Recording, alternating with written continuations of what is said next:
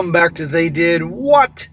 Your source of the internet's craziest, most entertaining stories, where I go over them, analyze them, and most certainly make fun of them.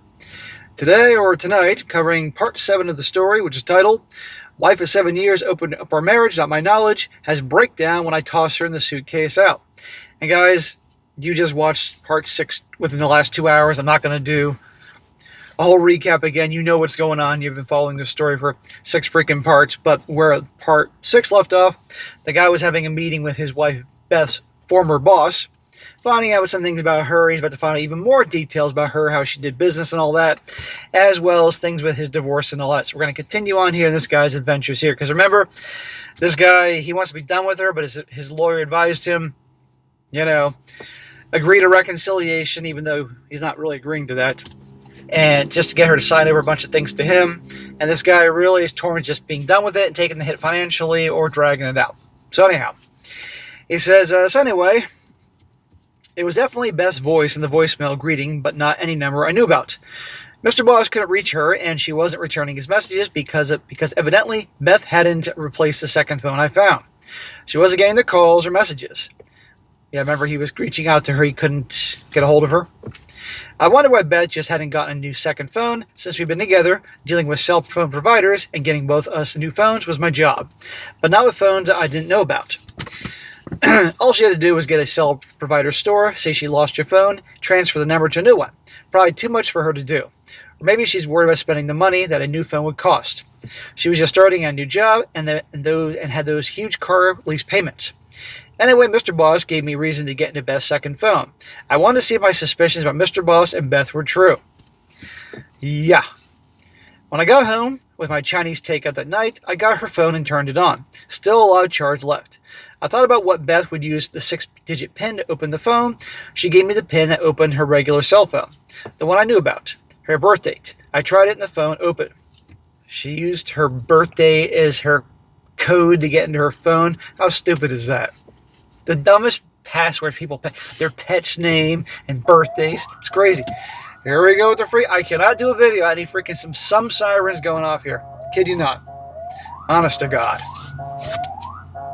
Alright, I'm back. Let's see how long I can go now without any sirens going off. Anyhow, back to the phone. There were hundreds of texts, phone calls, and messages going back and forth forever. And it didn't look like Beth ever deleted anything. I spent the whole night going through her texts, voicemails, and phone log. I finished just as the phone was dying and the sun was coming up. Wow, that's a lot of info. I started with the thread of text about from a year ago and worked my way forward. The texts generally fall into 4 categories. Texts with the clients, texts with guys who appear to be short-term boyfriends, texts with Mrs. Boss, and texts with Mr. Boss. The texts with male clients are mostly negotiations to trade SCX for real estate sales. There you go. Now we know why she's such a great salesperson, saleswoman, whatever you want to call her.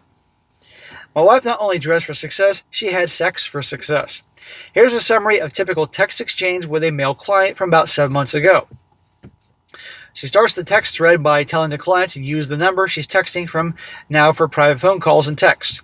Don't use the cell number she gave him and his wife when they met, the one on her business card. And please don't give this number to his wife or anyone else. It's okay to use the other number for real estate stuff, just not for these more intimate chats. She thanked the client for meeting with him at the house and said she enjoyed their time together. The client told Beth his wife really likes the house, but he's not giving Beth the sale for just a BJ. So she's a hooker. Hooker/realtor. And I know some of you folks in real estate can laugh about that one. Beth had to work harder than that to get his signature on a contract. She needs to show him just how much she wants the sale. Meet him at the house again tomorrow at 1 p.m. She should plan to be there a while. He plans to go where no man has gone before. Yeah, the jerk actually wrote that. Unfortunately for him, it's clear from Beth's text that Mrs. Boss that many men have gone before to wherever he wants to go with Beth. So again, this is his wife, who he thought he had a good thing going with at least part of the while. All along she's doing this. Now as he's done with her, he's pissed, but this is still got to be gut-wrenching here. Beth says she'll see him at 1 p.m., but she wants to get the signed purchase agreement before they do anything further. Like any prostitute, Beth has learned to ask for the money first, as well as to see the money first. More or less, all Beth's texts offering SCX for sales follow this pattern.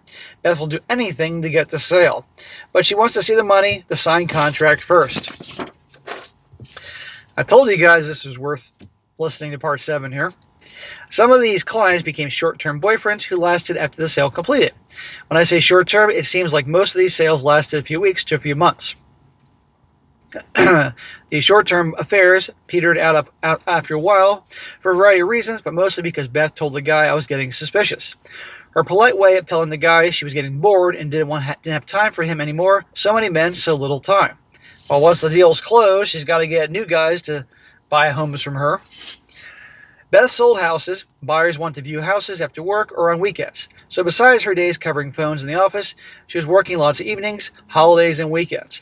Plenty of opportunity to see her boyfriends.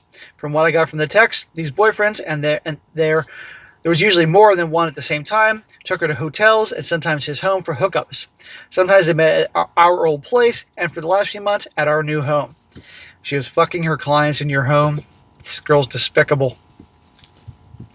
He says, remind me to burn the bed sheets. They never went out on dates, no dining and dancing, just hookups for an hour or two. So her weekend away with Tom was a big change from her normal routine. She'd be out in public with someone other than her husband.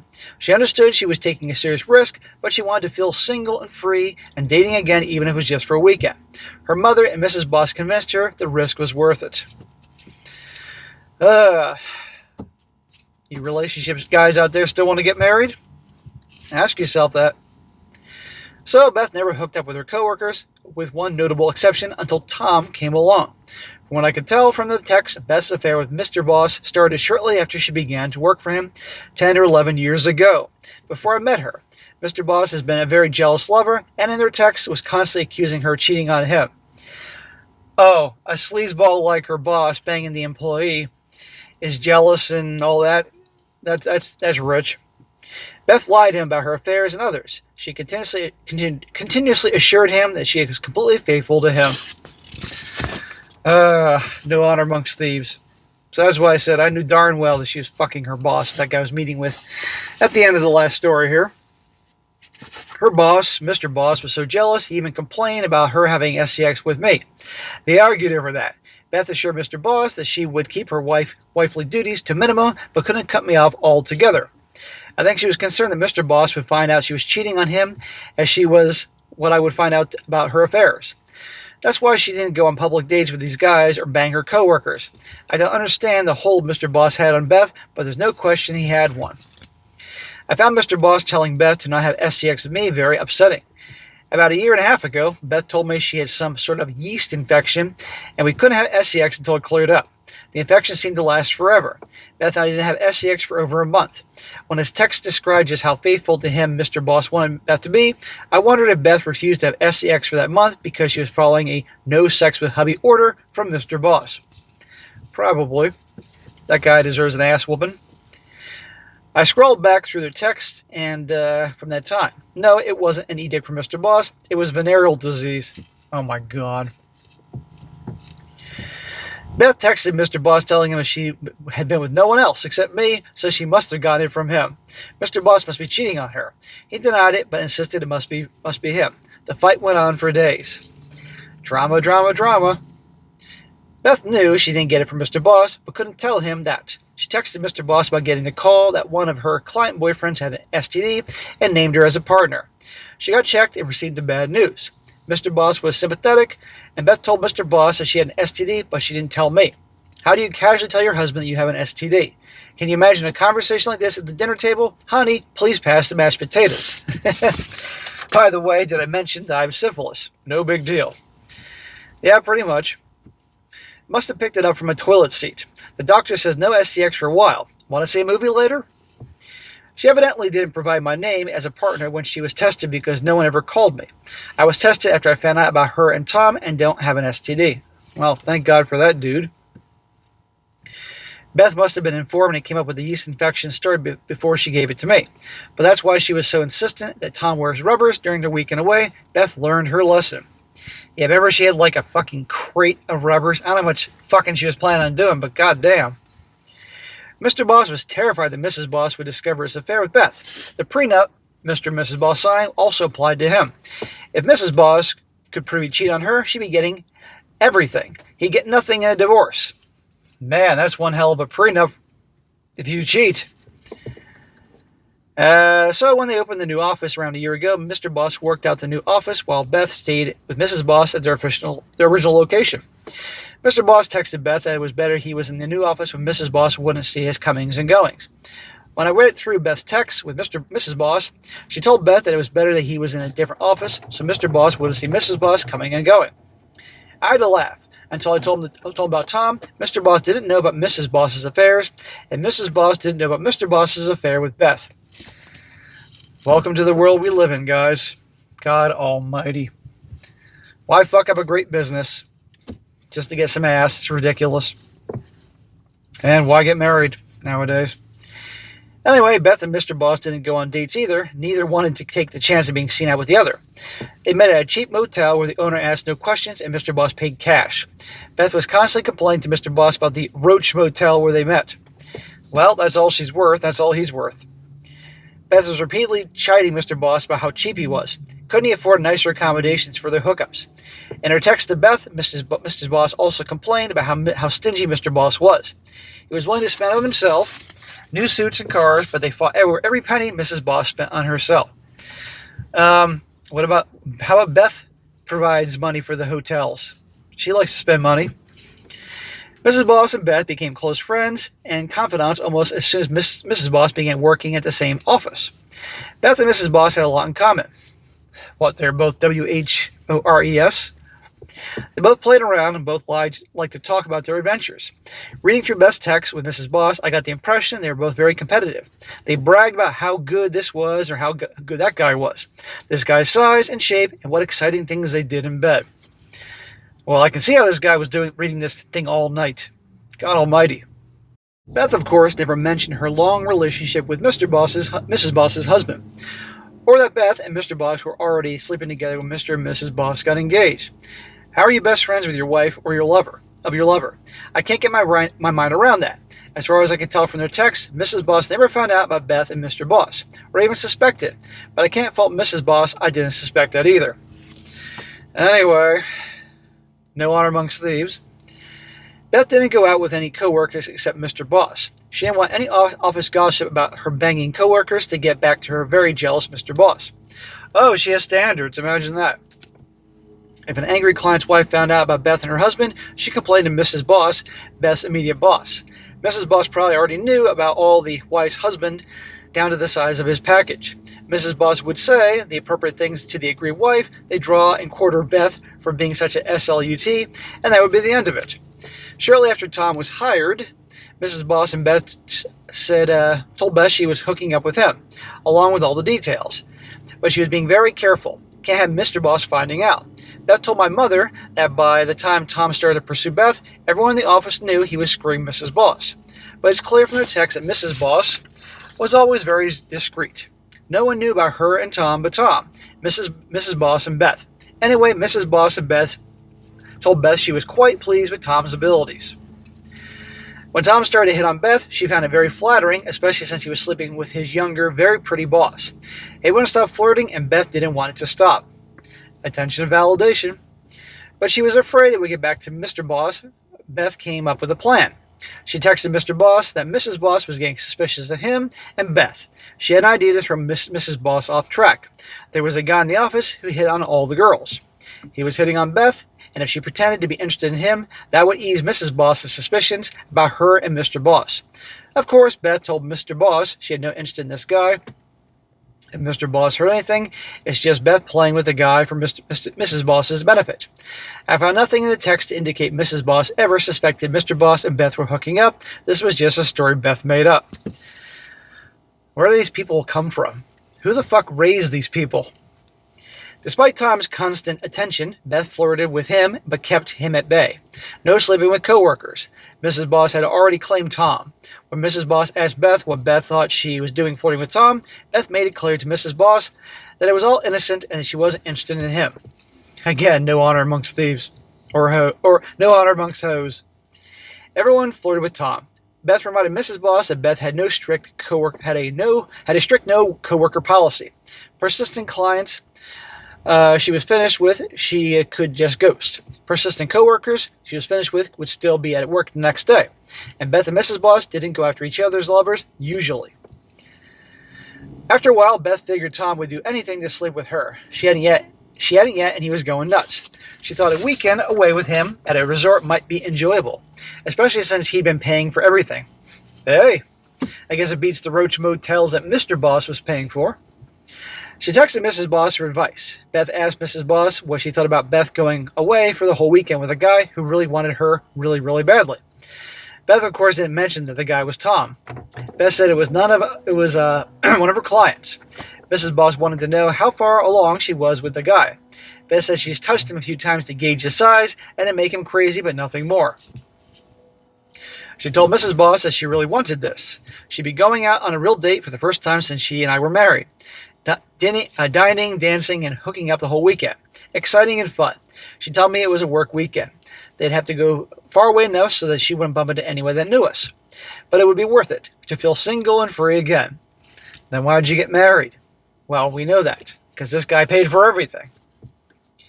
And not have to rush home just after an hour or so with the guy, Mrs. Boss told Beth it was well worth the risk and to go for it, so Beth did. From the conversation between Beth and Tom that I overheard when she was packing for a weekend, I'm pretty sure that Beth and Tom had not had STX yet.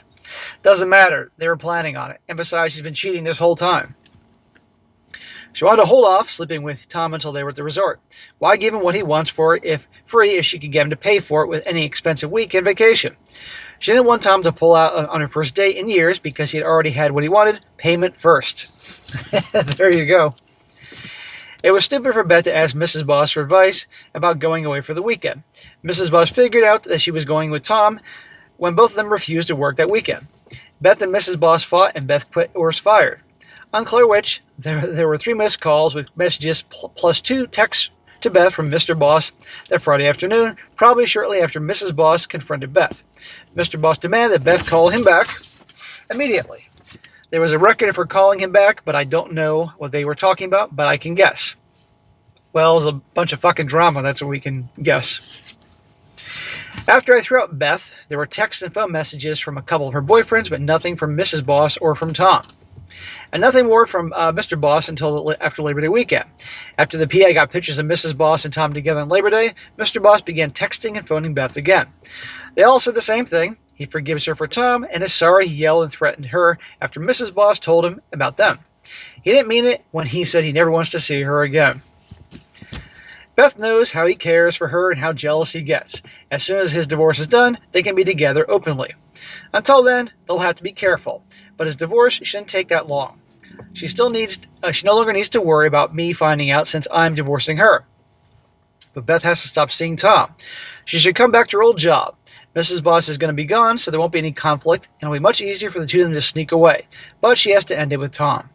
Well, this guy gets hammered by a prenup, although both Mr. Boss and Mrs. Boss are both cheaters, so how does that work with a prenup with regards to, if somebody cheats, then the other person gets everything?